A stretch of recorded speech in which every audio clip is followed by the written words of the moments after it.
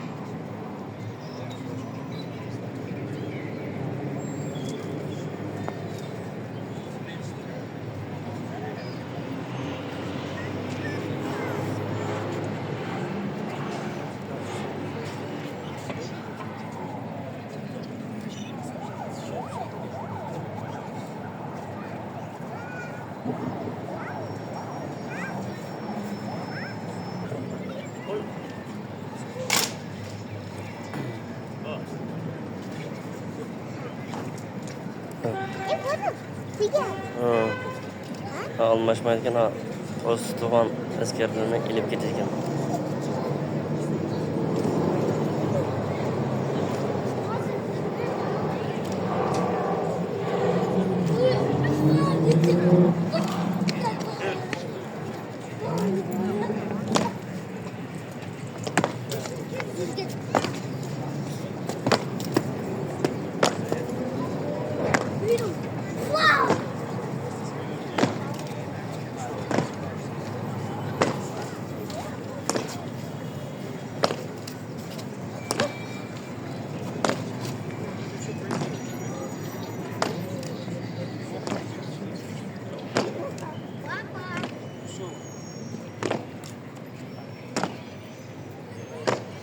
gitti o bisiklet.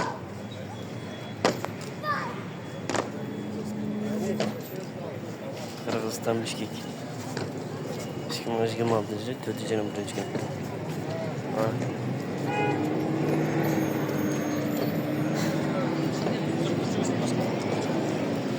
ne bunlar?